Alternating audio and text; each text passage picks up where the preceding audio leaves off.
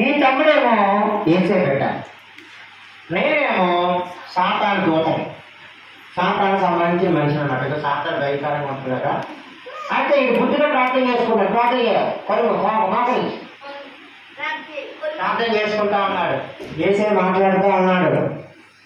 ఏంటండి పేరు? ఆకాశంతో దేవుడు మాట్లాడుతున్నాడు.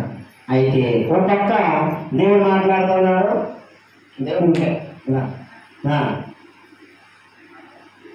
ఒక పక్క దేవుడు మాట్లాడుతూ ఉన్నాడు, ఒక పక్క ఏమో సాతాను కూడా మాట్లాడుతాను.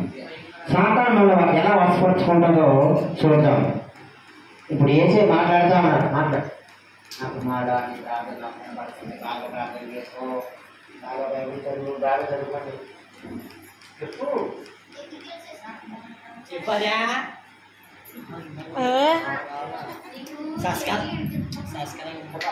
నా కుమారుడా, నువ్వు బాగా ప్రే చేస్తున్నావు, చాలా బాగుంటావు, ఆశీర్వదింపబడతావు, దీవింపబడతావు అని దేవుని తోట వచ్చి ఆకాశంతో మాట్లాడుతున్నాడు.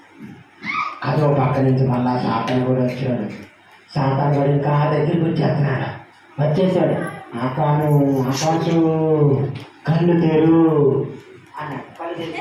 కళ్ళు చూడు చూడు చూడు చూడు అని కళ్ళులో కళ్ళు పెట్టేసి భయంకరంగా, వీడు ఎంత భయంకరంగా ఉన్నాడు అలాగా చూడు అని అలా చూడకుండిపోయాడ. రా నాతో రా నాతో రా అనగానే సాతాను కూడా వెళ్ళిపోతాడు. చూసారా? రా వెళ్ళిపోతున్నాడు. చెప్పండి అందరూ కూడా. ఒక పక్కేమో సాతాను లాక్కుపోతుంది, ఒక పక్కేమో ఏసే లాగుతున్నాడు, ఒక పక్కేమో సాతాను లాగేస్తుంది, ఒక పక్క సాతాను ఏసయ్య, సాతాను ఏసయ్య. మరి ఇట్లా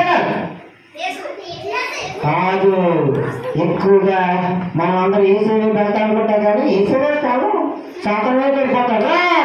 లాక్కుపోతాం, ఇదే లాక్కుపోతాం. కొంతకాలం అయిన తర్వాత ఆకాశం బాగా అలసిపోయాడు, పాపంలో పడిపోయాడు, సాతానికి బానిస అయిపోయాడు. అలాగ బానిస అయిపోయాడు. ఏడుస్తా ఉన్నాడు, పాపంలో నుంచి బయటికి రావట్లేదు, ప్రార్థన చేసుకుంటున్నాడు.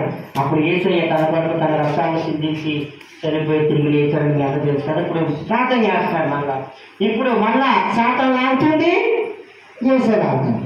సాతాను యేసయ్య, సాతాను యేసయ్య, సాతాను.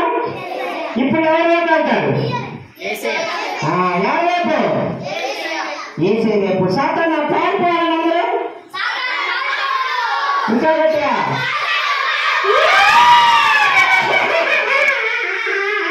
అని పారిపోతాడు. ఈసారి పిల్లలు చెప్పడం